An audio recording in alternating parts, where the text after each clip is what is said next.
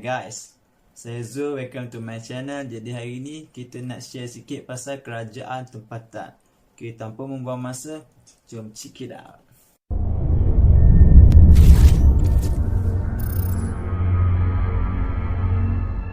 Okay, first of all, welcome to my channel. I'm Zul and hari ni kita nak cerita sikit pasal kerajaan tempatan lah. Okay, actually saya ada menerima beberapa PM, DM dan chat dari beberapa kawan-kawan, I mean my junior, especially yang ambil course macam I lah, dan minta saya terangkan sikit and share knowledge pasal subtopik course politik yang saya ambil dekat universiti UUM.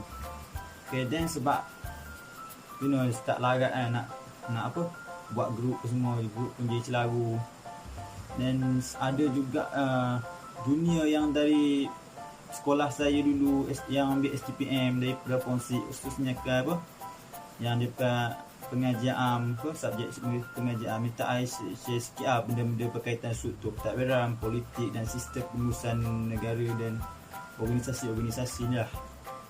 Okey, bila kelas online macam ni, dan adalah beberapa insan-insan yang bagi idea untuk I buat sebuah channel dekat YouTube ni macam ni lah. Before this pun sejak tahun 2016, 2019 I pernah tulis beberapa buah blog dalam penulisan pasal pentadbiran, sejarah dan hal-hal yang sebab tu dengannya lah. Contohnya blog kajian Melayu Seribas.blogspot.com, itu semuanya datang daripada semua tu datang daripada sumber-sumber yang sahih lah, yang kita share, yang kita apa, kita buat summary, kita buat hipotesi, kita tengok-tengok sikit, ambil sumber mana-mana, kita combine, kita buat campuran sikit. Lepas tu ini bukannya daripada ilham, daripada mimpi-mimpi ke, bukan. Ini memang daripada sumber-sumber sahih, kita tulis dan kita share. Macam tu juga dekat YouTube ni, kita share apa yang kita belajar, apa yang kita ada untuk kita share pada semua orang. Okey, tanpa mendengarkan masa, okey, sebelum kita pergi kepada definisi kerajaan tempatan kan, kita tengok dulu asas kepada macam mana kerajaan tempatan ni boleh wujud, dan macam mana dia boleh ada kuasa, dan macam mana sistem pentadbiran kerajaan tempatan. Okey, dia macam ni sebenarnya. Kat Malaysia ni, dia ada 3 tahap sistem pentadbiran tu. Sistem pentadbiran yang pertama adalah sistem kerajaan pusat. Itu yang paling tinggi, yang terletak dekat apa? Dekat Putrajaya tu. Itu pentadbiran pusat. Okay, then we goes to second is pentadbiran negeri yang berkuasa memerintah negeri. Macam kat Sarawak ni dia ada dekat Kuching, kat Wisma Bapa Malaysia. And then barulah kerajaan tempatan. Itu kerajaan yang paling rendah antara tiga-tiga ni. Okey, dan untuk pengetahuan semua, kerajaan tempatan ni dia terletak secara langsung di bawah kerajaan negeri sebenarnya.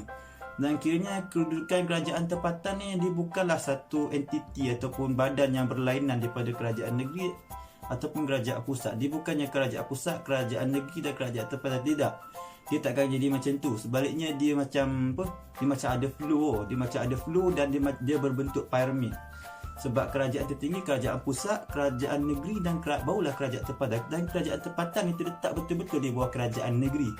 Okey, jadi kerajaan di peringkat terbawah ni dipanggil kerajaan tempatan. Dan orang-orang yang handle benda ni barulah dipanggil sebagai pihak berkuasa tempatan ataupun PBT lah. Kat sini saya nak sebut sebab ada beberapa soalan yang pelanggan ajukan dekat saya. Apa beza kerajaan tempatan, majlis daerah dan pihak berkuasa tempatan? Apa beza dia? Ini dia macam apa? Dia macam organisasi tu diberi nama kerajaan tempatan, tapi orang yang handle tu diberi nama pihak berkuasa tempatan. Dia macam tu. Okey, agak gila lepas ni. Okey, apa itu kerajaan tempatan? Nak tahu kerajaan tempatan ni dalam bahasa mudah, dia macam satu organisasi. Dia macam majlis daerah, macam majlis bandaraya Kuala Lumpur di BKL, majlis perbandaran. Contoh macam kat tempat saya duduk ni, dia apa? MDB, majlis daerah betung. Tapi di bawah majlis daerah betung tu ada pejabat daerah kecil debak. Dia macam tu. Kalau kat Sarawak ni dia lain sikit sebab dia ada lebih banyak sikit lah dia punya apa, stage organisasi tu, sebab negeri ni besar sangat kan. Dia jadi untuk melicingkan sistem pentadbiran tu, dia adalah jawatan yang tak ada kat Semenanjung tapi ada kat sini. Dia macam macam SAO, macam DO ni district officer, dia macam resident lah. Kat Sarawak ada. Tapi okey, tak apa. Nanti kita bincang lanjut pasal ni lah, pasal panjang sangat.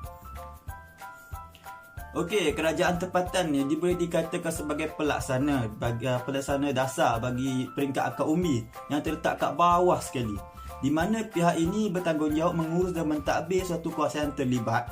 So kalau kawasan tu macam dekat Arau, dia dekat Arau lah, dia takkan ke tempat lain. Okey, contoh kalau kawasan ni dah macam dekat apa, Kuala Krai macam tu, dekat Kuala Krai je, dia takkan ke tempat lain. Okey, berdasarkan dia benda ni dia berdasarkan kepentingan tempatan. So kerajaan tempatan ni yang ada di sini, pihak berkuasa tempatan ni dia tugasnya mengurus dan mentadbir daerah tersebut saja. Dia mengurus mentadbir kawasan daerah itu saja. Contoh macam daerah Segamat saja. Daerah Pontian saja. Contoh macam tu. Dia semua ni tanggungjawab PBT lah. Bukannya terus direct ke kerajaan negeri, terus jumpa menteri besar, terus jumpa ketua menteri ke bukan macam tu. Sebab kita ni ada flow-flow. Flow-flow macam ni lah untuk lebih melicinkan sistem pentadbiran kita agar lebih efisien dan mantap lah. Yang kalau sebab tu lah sistem yang ada kat negara kita ni, walaupun apa pun rintangan kan, insya-Allah kita boleh bertahan. Sebab sistem kita ni dah kukuh sejak sekian lama lagi. Dia macam tu lah. Okey, then baru kita pergi kepada definisi kerajaan tempatan. Okey, kita pergi kepada definisi kerajaan tempatan dulu. Atau dalam dalam bahasa pembelajaran masa kami dulu belajar dekat UUM kan, sebab kami panggil sebagai local government. Masa tu dikendalikan oleh Prof. Madya Dr. Maliki Ibrahim. Yang sekarang ni tak silap saya, beliau menjadi ketua jabatan dekat Skul Kerajaan, Fakulti Kerajaan, Undang-Undang dan Pengajian Antarabangsa dekat UUM lah, tempat saya belajar dulu. Sebenarnya kan, ada beberapa definisi yang kita boleh gunakan dalam pembelajaran ini yang memberi makna yang sama. Tetapi adalah definisi yang kita boleh katakan sebagai definisi asal sebenarnya, yang kita boleh rujuk sendiri dekat laman web JKT. JKT ismin Jabatan Kerajaan Tempatan, dan definisi yang telah dikemukakan tu memang daripada mereka sendiri lah, bukan daripada ilmuwan lain, memang daripada jabatan ni sendiri. Maksudnya dia macam kita boleh kata lebih ori lah, macam tu lah. Tapi yang lain mesti boleh definisi yang dikemukakan oleh pihak JKT seperti sebuah kerajaan yang bertanggungjawab terhadap hal ehwal tempatan yang telah diwakilkan kuasa kepadanya oleh sebuah kerajaan yang lebih tinggi, sama ada kerajaan pusat ataupun kerajaan negeri. Itu yang pertama. Yang kedua, bertaraf lebih rendah daripada kerajaan pusat atau pihak berkuasa negeri PBN, bukan BPN. Nombor tiga, ia mempunyai kuasa autonomi yang terhad setakat mana yang dianugerahi oleh kerajaan yang tertinggi kepadanya, dan kuasa ini selalunya dalam bidang kewangan dan pentadbiran. Kiranya kerajaan negeri bagi takat tu saja, tak boleh melebihi dan tak boleh mengurangkan. Okey, yang nombor 4 adalah satu badan yang berasingan daripada kerajaan yang tertinggi dan mempunyai kuasa mendakwa, didakwa, membuat kontrak dan mempunyai harta. Okey, itu definisi-definisi yang telah dikemukakan yang nombor 4. Okey, kita pergi pada yang kelima. Yang kelima ialah mempunyai keupayaan memberi kemudahan dan perkhidmatan servis kepada penduduk sesebuah kawasan.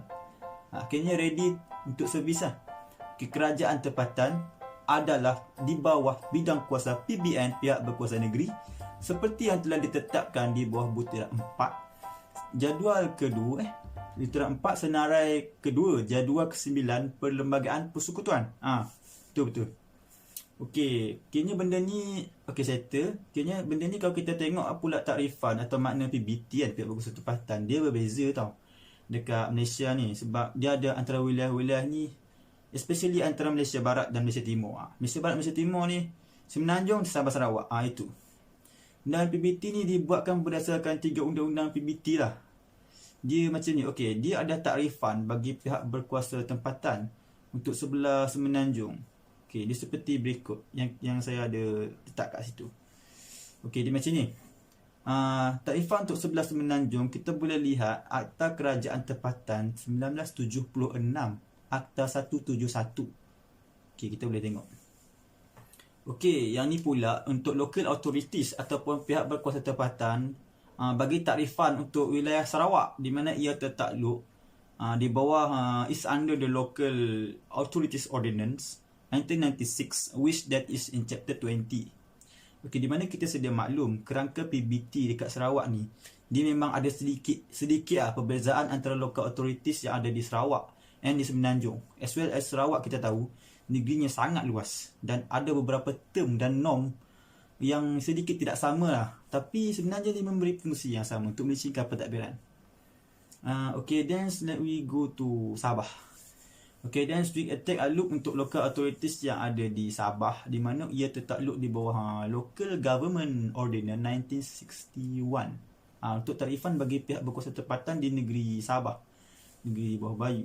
Okay, kita dah cakap sikit pasal tadi kan, pasal apa, pengenalan dan overview lah pasal kerajaan tempatan ni. Dan untuk next video kita akan terangkan dengan lebih detail pasal kerajaan tempatan ni, local government ni kan, macam dia punya fungsi-fungsi kerajaan, fungsi-fungsi kerajaan kerajaan tempatan ni tadi kan, cabaran-cabaran, macam sejarah, macam sistem pengurusan, sources dia datang daripada mana, dan banyak lagi lah.